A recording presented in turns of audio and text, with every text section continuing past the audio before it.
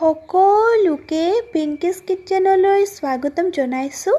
আজি মই আপোনালোকৰ আগত খুতুৰা শাকৰ সৈতে মাছৰ ৰেচিপি এটা লৈ আহিছোঁ। সকলোৱেতো জানে খুতুৰা শাক আমাৰ বাবে কিমান ভাল, আৰু আজি মই এই মাছৰ ৰেচিপিটোত একো মছলাই ব্যৱহাৰ কৰা নাই। খাবলৈ খুবেই হেল্ডি হ'ব আৰু খাবলৈও সঁচাকৈ খুবেই ভাল হৈছিলে। তেনেহ'লে সকলোৱে এবাৰ নিশ্চয় ট্ৰাই কৰি চাব। তেনেহ'লে বলকচোন চাওঁ। ৰেচিপিটো বনাবৰ বাবে মই ইয়াতে খুতুৰা শাক লৈ লৈছোঁ। এইখিনি মই ধুনীয়াকৈ কাটি ধুই লৈছোঁ আৰু লগতে মই ইয়াতে 4 পিচ মাছ লৈ লৈছোঁ। আপোনালোকে ইয়াতে যিকোনো মাছেই ল'ব পাৰিব। তাৰে পাছত মই গেছটো অন কৰি কেৰাহী এখন বহাই দিছোঁ। তাতে মই তেল দি দিছোঁ আৰু তেলখিনি ধুনীয়াকৈ গৰম হৈ অহাত মই ইয়াতে এপিচ এপিচকৈ মাছ কেইপিচ দি দিছোঁ। মাছ কেইপিচত মই নিমখ আৰু হালধিৰে ধুনীয়াকৈ সানি লৈছিলোঁ আৰু হালধি আৰু নিমখ সানি অলপ সময়ৰ কাৰণে ৰাখি থৈছিলোঁ। এতিয়া মই মাছ কেইপিচ ধুনীয়াকৈ ভাজি আছোঁ। এয়া দেখিছেনে, কিছু সময়ৰ পাছতেই মোৰ মাছ কেইপিচ খুবেই ধুনীয়াকৈ ভজা হৈ গৈছে, ৰঙচুৱাও হৈ গৈছে। এতিয়া মই মাছ কেইপিচ এটা বাচনত উলিয়াই ৰাখি থৈছোঁ। আপোনালোকে লক্ষ্য কৰিছেনে, মই এই ৰেচিপিটো একেবাৰে কম তেল দি বনাইছোঁ। আৰু এতিয়া মই মাছ ভাজি লোৱা তেলতে এটা কাটি লোৱা পিঁয়াজ দি দিছোঁ আৰু লগতে 2টা কেঁচা জলকীয়া দি দিছোঁ। এতিয়া মই পিঁয়াজখিনি ধুনীয়াকৈ লৰাই লৰাই ভাজি আছোঁ। এয়া চাওক, অলপ সময়ৰ পাছতেই মোৰ পিঁয়াজখিনি ধুনীয়াকৈ ফ্ৰাই কৰা হৈ গৈছে। এনেতে মই ইয়াতে খুতুৰা শাকখিনি দি দিছোঁ।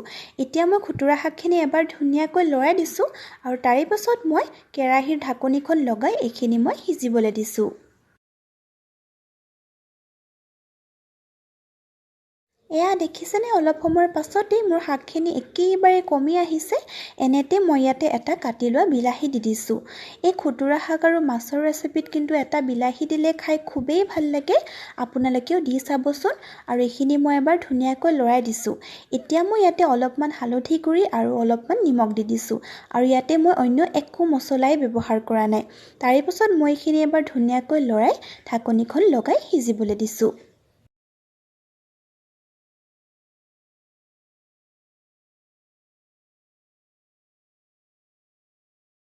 এয়া দেখিছেনে, অলপ সময়ৰ পাছতেই মোৰ বিলাহীখিনি খুবেই ধুনীয়াকৈ সিজি আহিছে আৰু শাকখিনিও সিজি আহিছে। এতিয়া মই কিন্তু এইখিনি আৰু অলপ সময়ৰ কাৰণে এনেধৰণে লৰাই লৰাই ভাজি আছোঁ।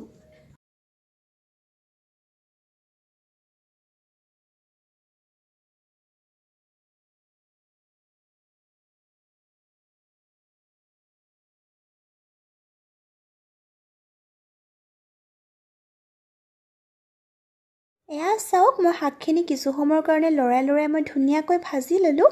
এতিয়া মই ইয়াতে এগিলাচ গৰম পানী দি দিছোঁ। আপোনালোকে ইয়াতে নিজৰ জোখমতে কম বেছিকৈও দিব পাৰিব। এতিয়া মই এইখিনি ধুনীয়াকৈ উতলিবলৈ দিছোঁ। এয়া চাওক, মোৰ চব্জিখন ধুনীয়াকৈ উতলি আহিছে।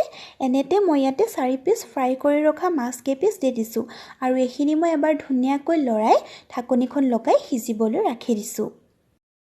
এয়া দেখিছেনে, 5 মিনিটমান পাছতেই আমাৰ খুতুৰা শাকৰ সৈতে মাছৰ ৰেচিপি খুবেই ধুনীয়াকৈ ৰেডি হৈ গৈছে। এতিয়া মই ইয়াৰে গেছৰ ফ্লেমটো অফ কৰি দিছোঁ। আৰু সকলোৰে দেখিলে বনাবলৈ কিমান সহজ, আৰু এই ৰেচিপিটো খুবেই হেল্ডি হয়। খাবলৈও সঁচাকৈ খুবেই ভাল হৈছিলে। আপোনালোকে যদি মাছৰ ৰেচিপি আগতে এনেধৰণে খাই পোৱা নাই, তেনেহ'লে এবাৰ নিশ্চয় ট্ৰাই কৰি চাব।